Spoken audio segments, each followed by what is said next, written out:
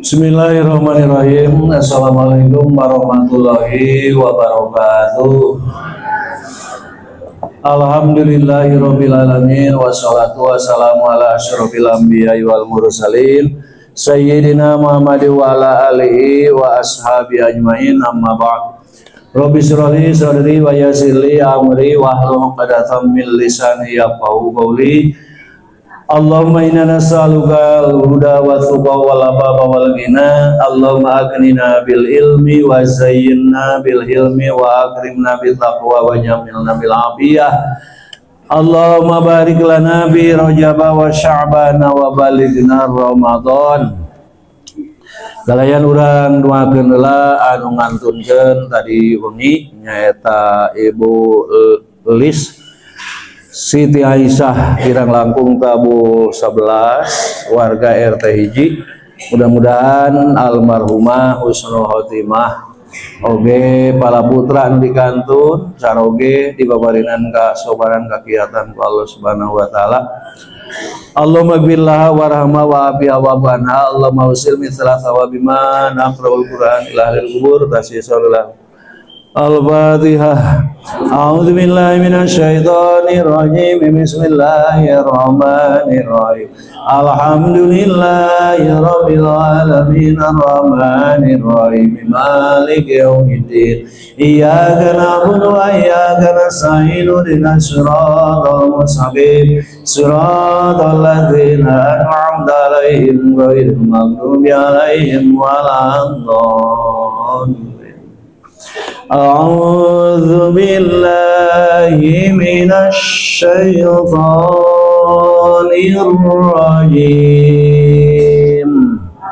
A'udzu billahi minasy syaithanir rajim. Bismillahirrahmanirrahim.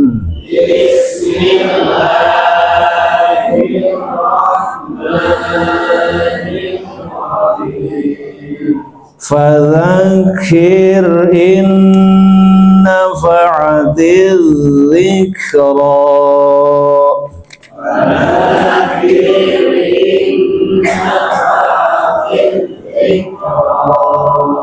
Sayadzakkaru man yakhsha.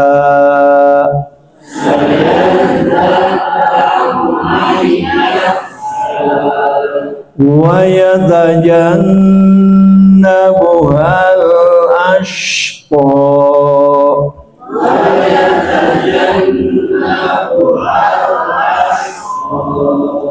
Alladzi yaslan naral kubra. Alladzi yaslan naral kubra.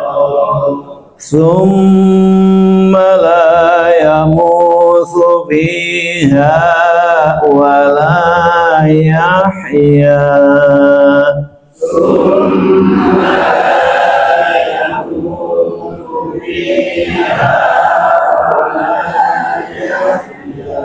Sadaqallahul azim.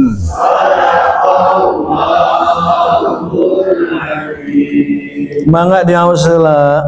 A'udzu billahi minasy syaithanir rajim. Bismillahirrahmanirrahim. Fadzakir in nafa'atiz dzikra. Sayadzakkaru man yakhsha wa yatajannabuhal ashqa. Alladzi yas'an 'alal kubra. Thumma la yamutu fiha wa la yahya.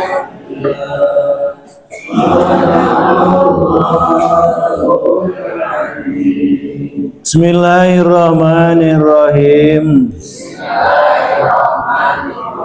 Padzakir mere peringatan anjeun. Inna fa'at sanyana mere manfaat. Az-zikra pitutur. Saya zakaru bakal ngalap pitutur.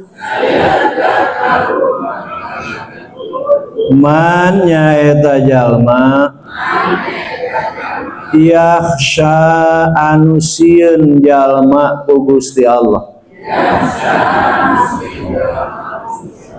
Wa yatajannabuha sareng bakal ngajauhan kana pitutur.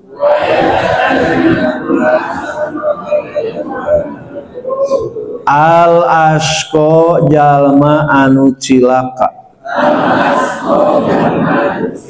Alladzi nyaeta jalma yasla anu bakal asup annaro kana naraka. Al kubro anu kacida. Summa satuluina la yamutu moal maut jalma fiha dina naraka. Wala yahya sareng henteu hirup jalma. Para ibu bapak sadayana hormatin simkuring anu sami dimuliakeun Gusti Allah, kalayan sami-sami milarian kana karidoan Gusti Allah.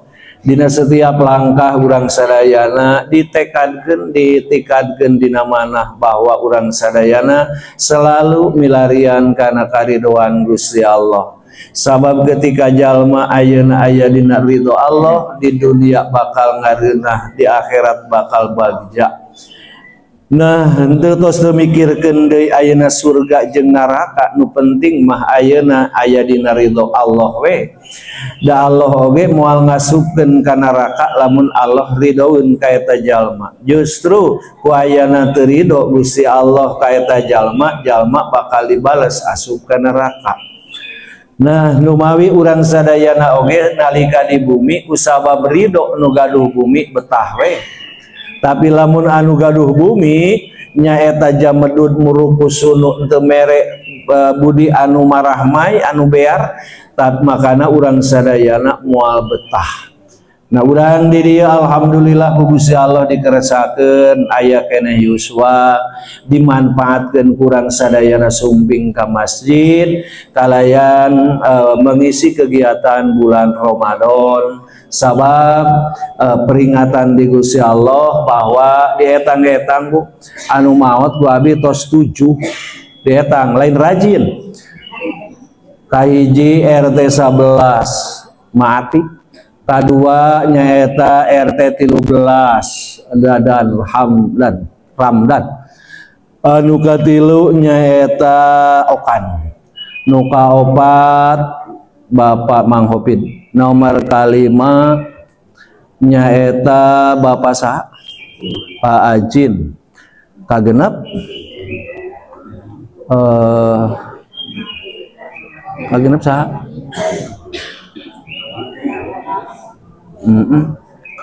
tah dietang-etang nya dalam ayeuna lamun heureui dihitung RT hiji ayeuna kausian, RT 3 tos kausian, RT 7 tos kausian, RT 8 tos kausian, tinggal RT 4 5.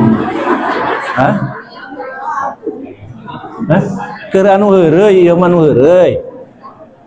RT 4, RT 5, RT genep, RT 8. Nya. Tah, cung RT 4 moal tong acung. Nah, iya berarti urusan Gusti Allah ya. Urusan Gusti Allah. Jadi peringatan di Gusti Allah bahwa urang sadayana ya alhamdulillah masih kena aya yuswa kanggo memperbaiki diri, kanggo menambihan amal. Nu salajengna bahwa saur Gusti Allah fadzakir mek ayeuna bere peringatan ku anjeun. Nalika ayeuna mere peringatan teh disesuaikan sareng situasi. Mere peringatan teh ulah ayeuna mere peringatan mere papatan nyarekan budak nuju tuang sabab kena tuangna teu wareg papatah teu katarima jadi rugi dua. Nah, nya kitu deui ayeuna mere peringatan saur Imam Syafi'i nalika mere peringatan teh kudu ayeuna berduaan. Jadi ulah keur loba batur sabab jelema can puguh narima lamun digeunggeurekeun keur loba batur sabab asa diwiwirang asa di era-era itu. Nah, makanya ketika para bapak bade ngageunggeurekeun garwa istri maka keur teu aya barudak. Ketika ayeuna para ibu bade ngalereskeun ngadangdosan caroge maka keur teu aya minantu. Kakara didinya. Nah, sabab kadang-kadang hate teh narima, kadang-kadang kaduana kudu ningali kondisi. Kudu ningali kondisi kumaha sabab ketika urang ngaluarkeun papatah peringatan belum tentu ditarima lamun anu derek diingatkeunana memang keur pararusing. Keur pararusing. Akhirnya lain diterima kalah pokna teh hayo we nyarita. Nah, gitu. Tah makana fadzakir mek bere peringatan jalma. Iraha bere peringatan jalma teh man ra'a minkum mungkaron falyughayyirhu biadi. Sajalma anu ningali kamungkaran maka kudu dirobah ku panangan. Itu ningali kamungkaran, mana ayeuna ningali kamungkaran, ningali ayeuna pamuda parasea maka pisah ku panangan. Dipisahkeun nya kitu deui ayeuna nalika ayeuna murang kali parasea keur ulin lain budak batur nu dicarekan tapi tungtun budak urang canak ka bumi. Fal yugoyir bubiadi di mana ayeuna ku panangan eta teh peringatan. Mailam yasati pabilisani upami henteu mampu ku panangan berarti panangan mah bagian penguasa sabab ayeuna Allah kumaha ayeuna urang ngandalkeun ulama, Allah kumaha ngandalkeun ayeuna ajengan kiai ustad keur masalah naon penolakan antisipasi nyaeta masalah geng motor, masalah tawuran maka sulit. Nah kecuali kudu anu gaduh kekuasaan nyaeta panangan. Itu ku panangan. Kapungkur mah kapungkur nyaeta geuningan setiap tahun baru teh ganeng di jalan. Mah begitu dilirenkeun mah ayeuna diteumeunangkeun ke penguasa kan eureun. Nya henteu pati lah kaje di jalan teh. Nah tapi makana di dieu kitu ketika ayeuna urang ningali kamungkaran paling urang pabilisani gitu. Nah, di mana ningali kamungkaran? Eta ibu ayeuna ningali murang kali, nguping murang kali. Nah, nganggo bahasana teh kancing coplok kade ulah ditangap. Akeun bae da budak ih justru murang kali teu pantes. Kunaon ga kurang teu kenging kitu, itu kurang baik, itu tidak sopan. Nah, lamun ayeuna ditanggapi justru anak semakin pede, semakin bertingkah. Makana kurang caram, teu kenging. Nah, jangan begitu cu, teu kenging kitu. Ta eta pabilisani. Nya, pabilisani. Begitu murang kali ka ibu ayeuna dasi mamah mah cerewet, dasi mamah mah pedit, dasi mamah mah gede amat. Ih ceuk bapak teu kenging kitu. Nah, ulah ceuk bapak teh da nya memang. Nah, ulah kitu. Nah, justru kurang dicaram. Nya, dicaram. Sawangsulna ayeuna nalika murang kali mama ayah si bapak tuh, ayah si ayah tuh, ayah si abi tuh, lamun tuh ayah abi reka bumi dah si bapak mah si ayah galak. Nah, cek ibu dah memangnya ka mama oge galak si bapak mah. Nah, ulah kitu tapi kurang teu kenging kitu eta teh lain galak, nu galak mah ngegel, anu galak mah ngarewod. Pernah teu si bapak ngarewod, pernah teu si bapak ngegel.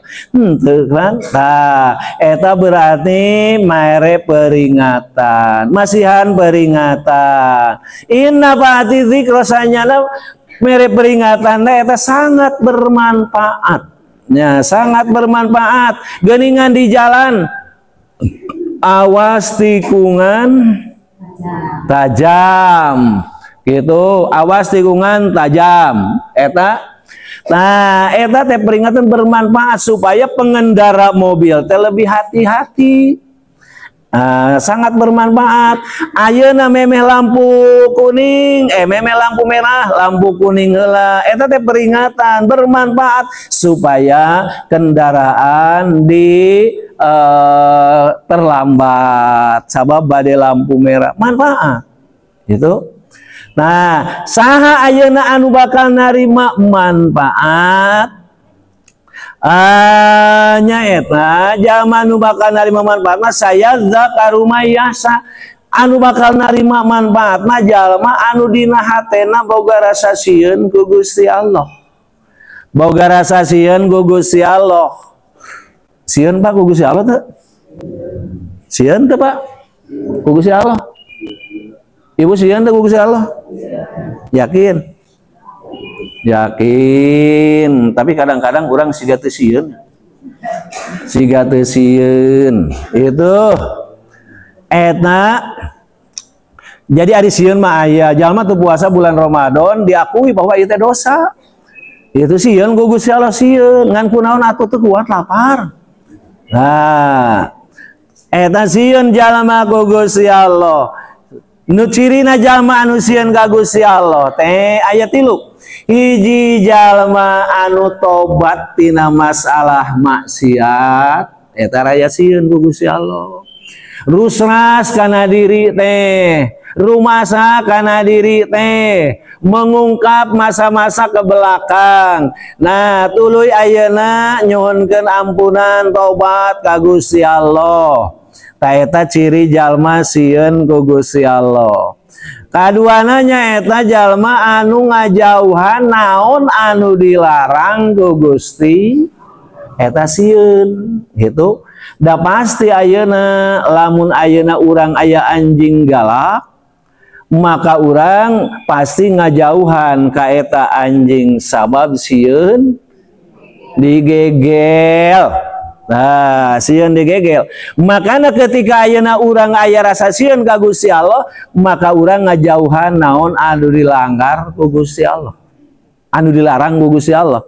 Nah, kurang dijauhan sekalipun eta teh pikaresepeun. Aduh, lamun sakali masang ieu 100.000 bakal menang 100 juta. Abi teh pikaresepeun, tapi da ieu teh dilarang ku Gusti Allah, teu dilaksanakeun. Gitu. Nah, tapi dilarang ku Gusti Allah. Eta nya ayeuna jadi teu meunang. Naon anu dilarang ku Gusti Allah teh tara dilanggar, anu sieun ku Gusti Allah mah. jadi henteu nyieun piomongeun seperti urang we ayeuna makan lamun aya ayeuna rasa sieun ku jelema pasti urang teu nyieun piomongeun eta jalma. Itu mana buktina seperti ayeuna urang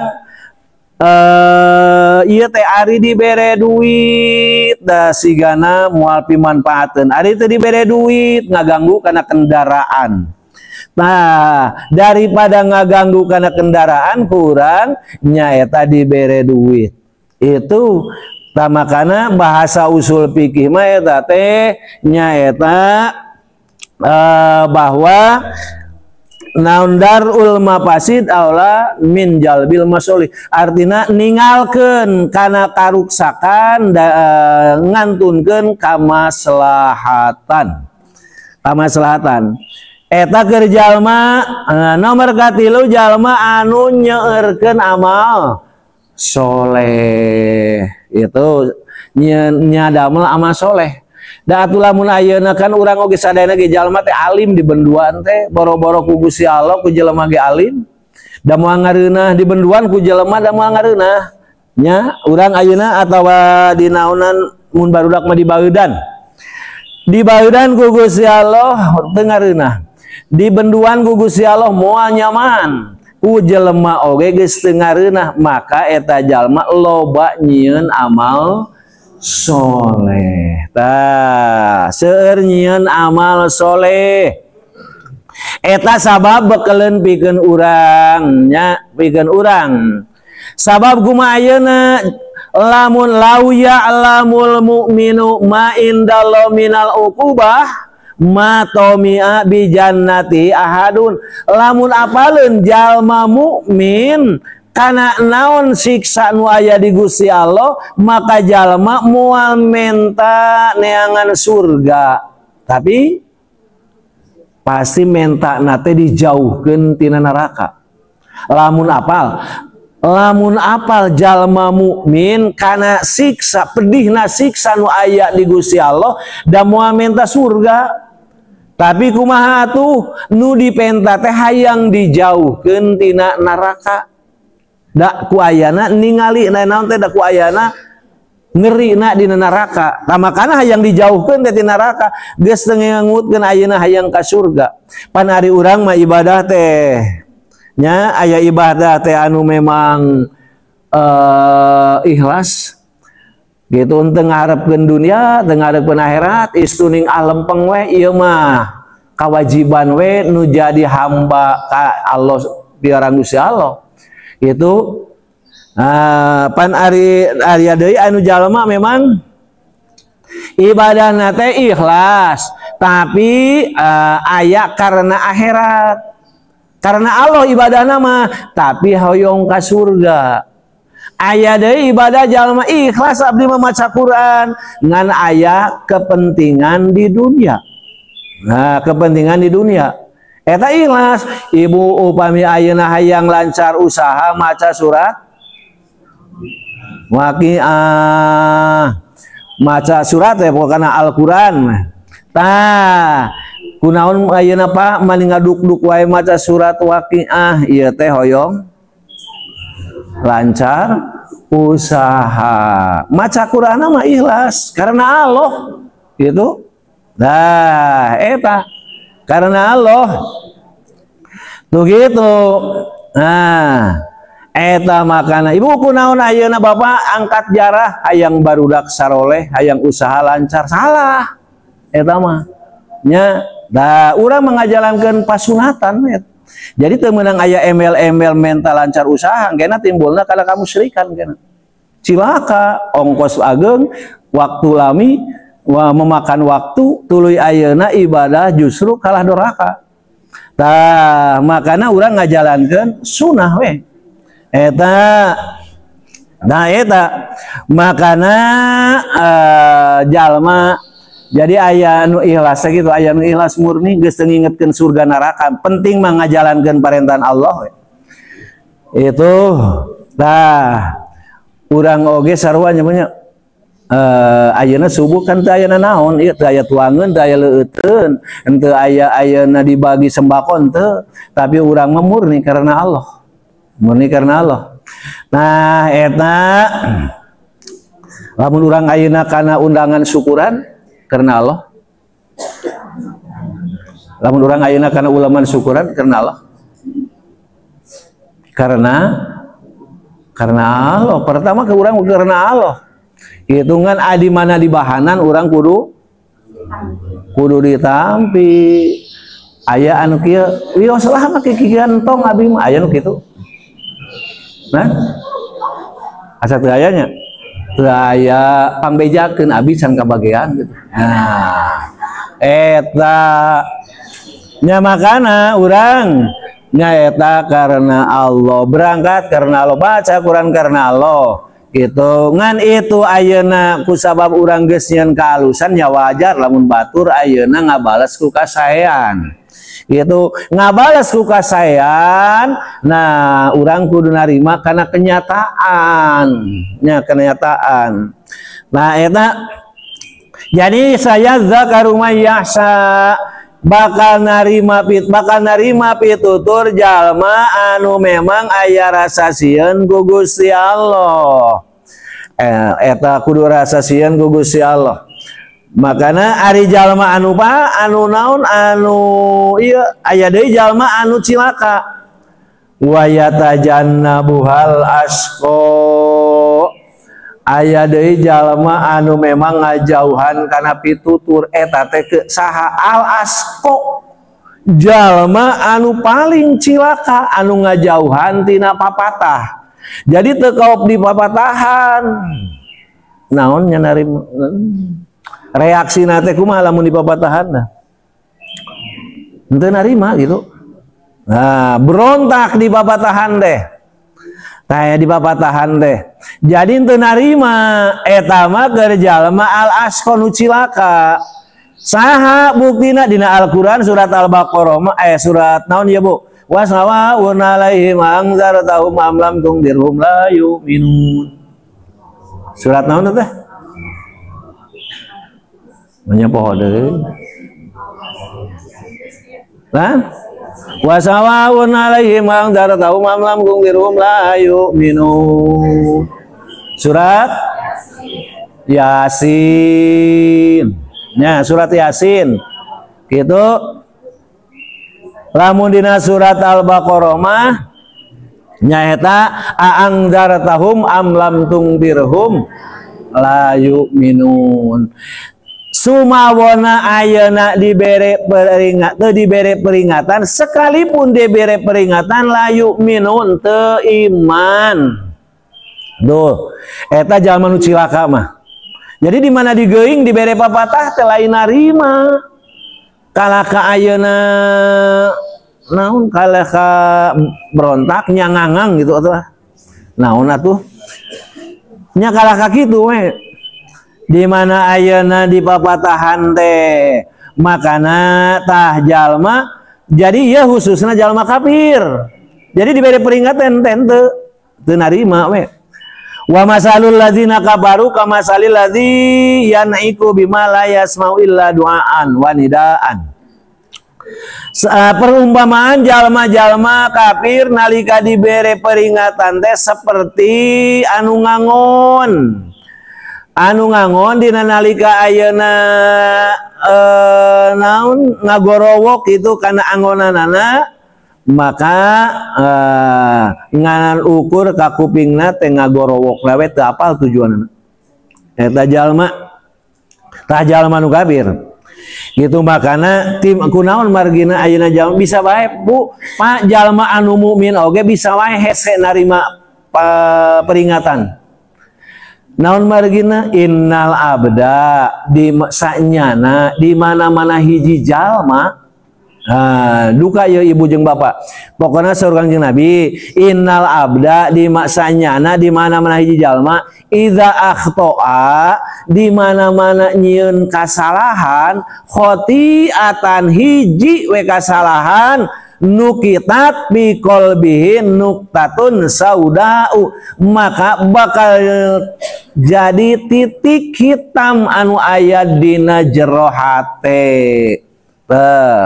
Makana tungtung nate kusabab ayeuna sering ngadamel dosa akhirna hatena geuneuk hatena poek da kusabab tina perbuatan dosa.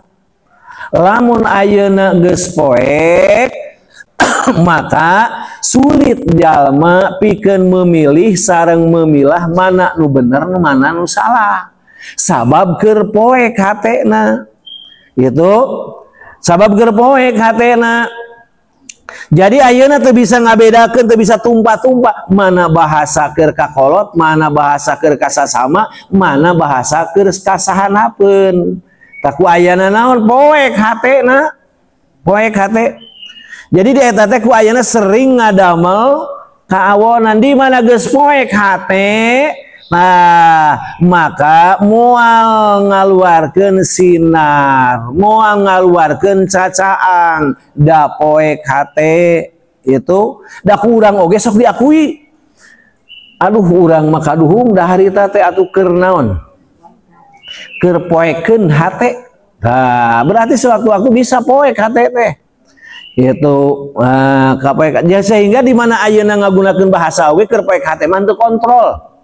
Henteu ayeuna naon nyaeta henteu kauninga akibat kumaha bakal kumaha, taku ayana hate memang nalika keur poek.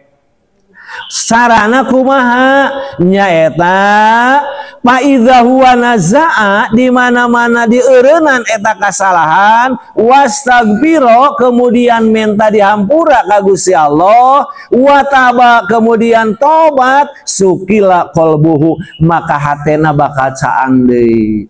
Nah, jadi kudu eureun tina doraka ngarah henteu poek hate. Kudu eureun ngarah hate teh ngagebrai caan. Da beda jalma anu hatena poek mah beda. Gitu. Jadi henteu aya kegairahan. Henteu aya ayeuna rasa naon semangat hidup teh. Jadi pokona mah sapopoe teh ruwet we gitu. Nah, jadi sapopoe teh asa sumpek we hate teh. Tina kusabab eta tah ayana kasalahan, kusabab sering kasalahan, makana da urang mah sifat jelema da ari salah mah teu bisa ditinggalkeun, aya wae ti soledat kana kasalahan mah ngan aya kene kesempatan enggal cabut kasalahan urang ku istighfar. Nah, cabut kasalahan urang ku istighfar, astagfirullahaladzim gitu. Nah iya teh jarang istighfar teh nya jarang teh kusabab urangna rasa moka keun bae da dosa leutik, keun bae da masalah kecil gitu. Nah jarang eta teh istighfar teh, padahal istighfar teh sangat penting keur menta dihampura ka Gusti Allah. Ku ayana istighfar, ku ayana dihampura ku Gusti Allah, jadi nu tadina loba dosa oge jadi henteu aya. Ku istighfar mah ku ayana menta pangampura ka Gusti Allah. Itu urang ge osok menta dihampura, kata pada jalma komo lebaran mah. Komo lebaran mah sabab eta mah momen urang pikeun silih bebaskeun, pikeun silih bebaskeun. Nya ayeuna urang sareng urang caroge sareng garwa, ibu bapak sareng urang kali silih hampura, menta dihampura, sabab tercatat kesalahan urang di keluarga. Nah tercatat, makanya urang enggal menta dihampura. Nah, enggal menta dihampura ngan lolobana suami istri mah khusus dimenta dihampura teh dina saat naon unggul lebaran unggul nya kitu oge lamun inget gitu. Lamun inget ari teu inget mah nya lempeng we nya. Lamun teu inget, lamun inget ari teu inget mah geus saminggu urang teh nyapa henteu bae tilih silih bebaskeun. Padahal geus mudik geus ka mana kakara geus kareureuhkeun kakara kumaha ayeuna Pak ari abi geus minta dihampura ka Bapak kela tah ceuk bapana kela diinget-inget asa encan gitu geus atuh hampurannya Pak nya teu fungsina naon nya we dihampura sakituna nah eta nya padahal dirinya urang istighfar supaya hate urang teu poekeun nya teu poekeun. Jadi di zaman ayeuna jalma anu kitu anu cilaka teh nu kumaha nasibna nyaeta jalma allazi yaslan narol kubro nu cilaka teh jalma anu bakal asup kana neraka.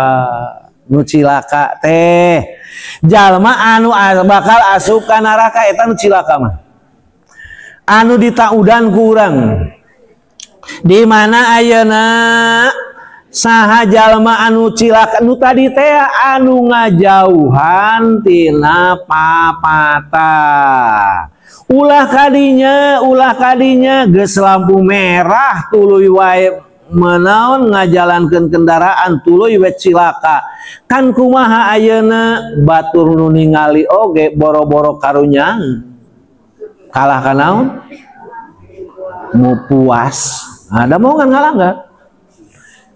ngalanggar nah jadi jalma-jalma nu cilaka manu eta anu memang nasib di akhiratna bakal asup ka neraka moal kuat ka neraka teh sabab nyaeta seuneu neraka teh inna narod dunya sanyana panasna seuneu nu di alam dunya eta teh juz'un min sabaina juz'an min naril akhirah maka bandinganana panasna seuneu di dunia teh nyaeta 68 kalieun panasna seuneu akhirat neraka eta teh 68 kalieun panas seuneu nu aya di alam dunia. Komo urang ayeuna sakalieun asup ka neraka awak segede kieu gebrus kerepek habis awak urang sekejap nya. Nah jadi eta nu bakal asup ka neraka teh mata urang kudu narima papatah unzur makola wala tandur mankola pek tingali mah naon anu disampaikeunana ulah pedah ningali ti sahanapeun ulah pedah ningali ti budak sahanapeun urang ulah pedah ningali tina hartana ayeuna sahanapeun urang maka pek ayeuna tingali mah tah naon anu dipasikeun ka urangna papatahna eta tah eta. Jadi ulah ningali kana naon ulah ningali kana anu saha nu nyaritana ari bener mah kitu. Nah ulah ningali pedah ayeuna tina bujur ari bujur hayam nu kaluarna nog eta kedah dikumaha dicana tapi lamun ayeuna kaluarna tina bujur hayam taina maka eta mah kudu dicempal kumaha lamun ajur. Nah, maka eta kudu dipiceun nya, kudu piceun ari kotor mah. Kudu dipiceun.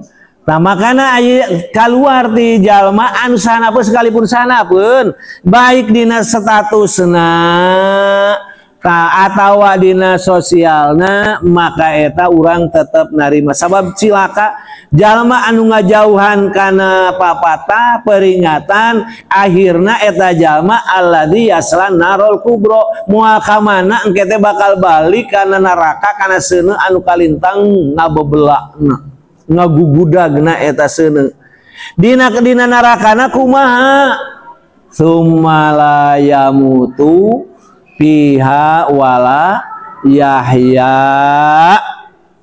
eta sekalipun ayeuna diganti-ganti kan dina neraka teh kullama nadijat juluduhum badalnahum juludan ghairaha di mana ayeuna geus renghek kulitna eta jelema anu asup ka neraka maka ku Gusti Allah badalna maka ku Gusti Allah diganti deui eta kulitna kudu anyar Nah di mana geus anyar maka dibakar deui, anyar deui, bakar deui, kitu jeung kitu we.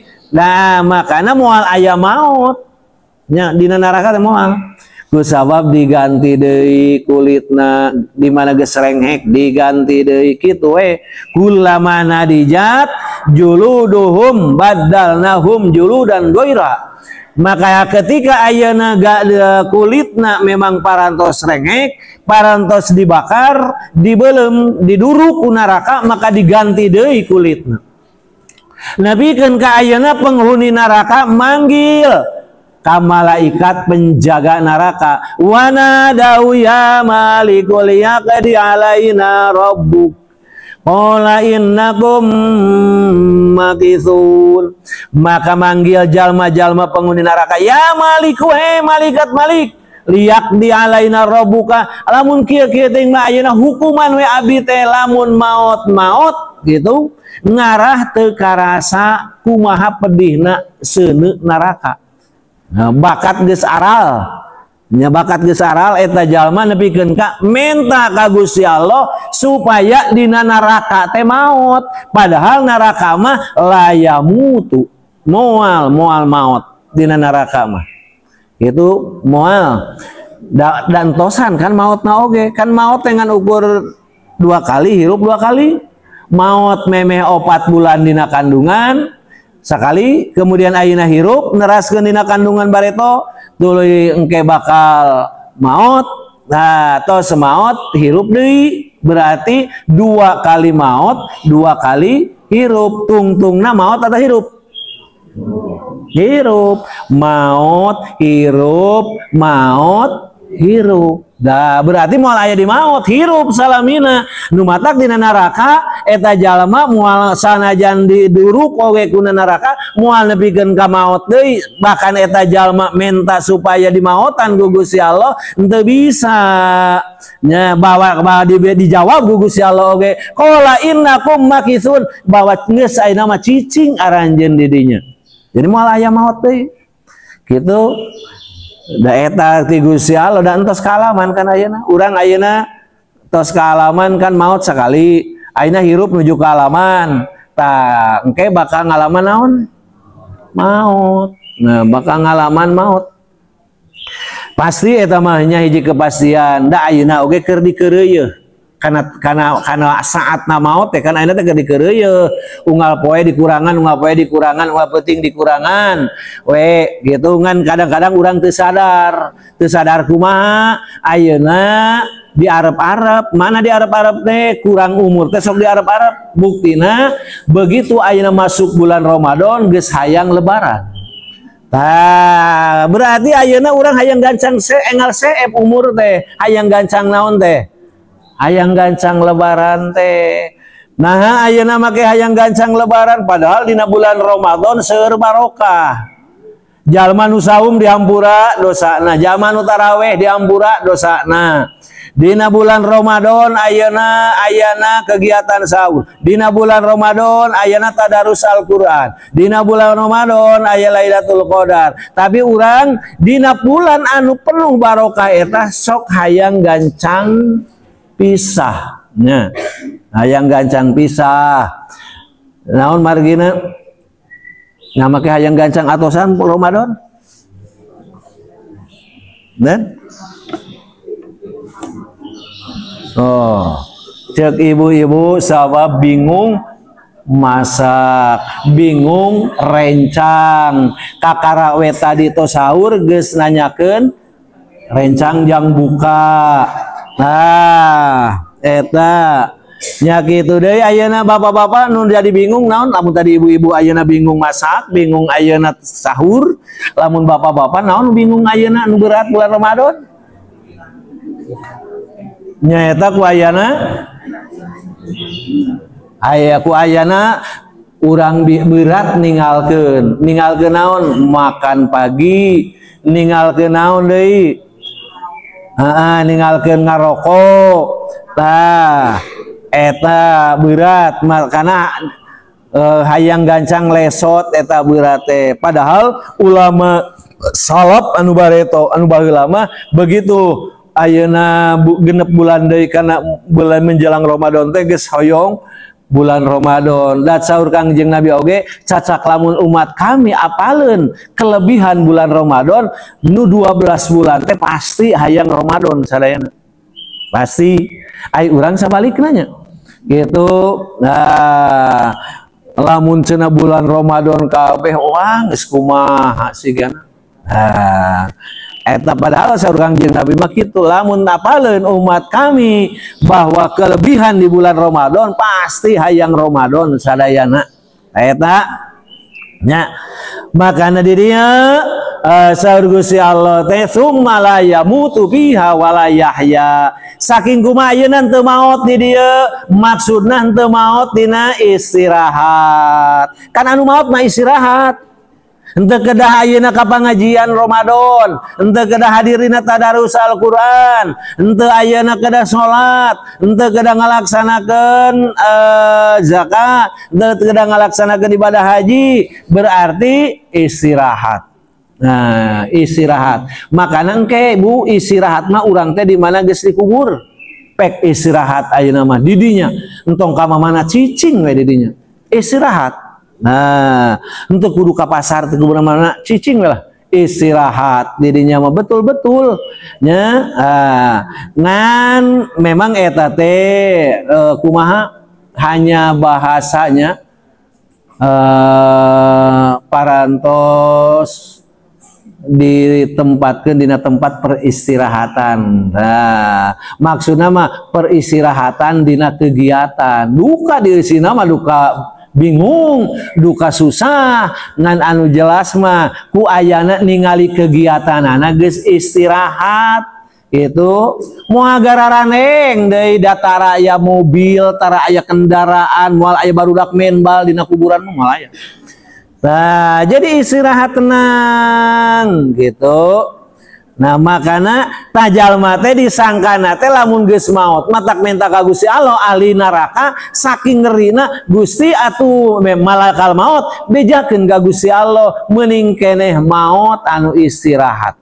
Nah, wala yahya sareng teu hirup dina kaayaan senang. Geus buguh da dina kaayaan susah kan dina neraka mah. Wala yahya sareng henteu kaayaan hirup. Jadi lamun ceuk urang mah hirup henteu naon teh? Maot henteu hos, hirup henteu neut. Eta jadi hirup eta mah nganggur bahasa pribahasanya. Jadi ku ayeuna loba kasusah, loba ka bingung nepikeun ka bahasana urang mah hirup teu neut maot teu hos gitu.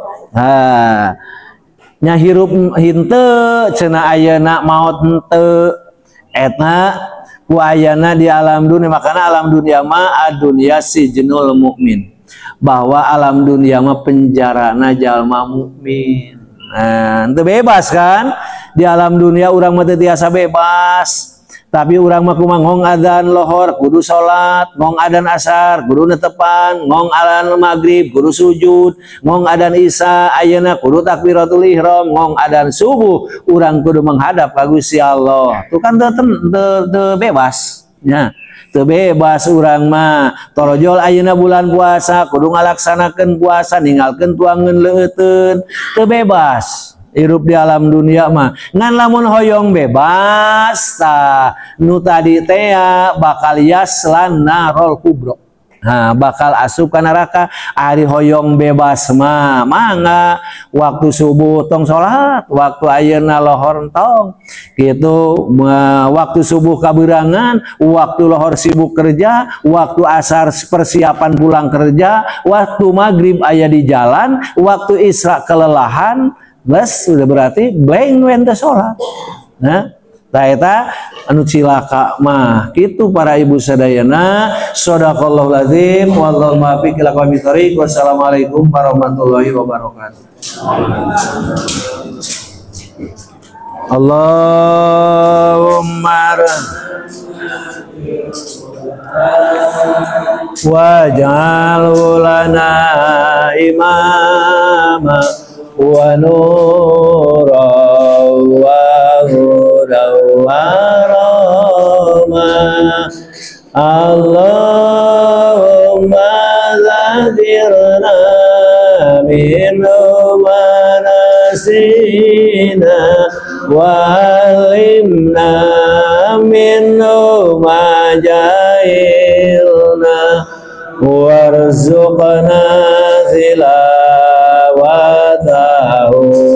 ana al-laili wa adra wan-nahar waj'alhu lana hujjatan ya rabbal alamin.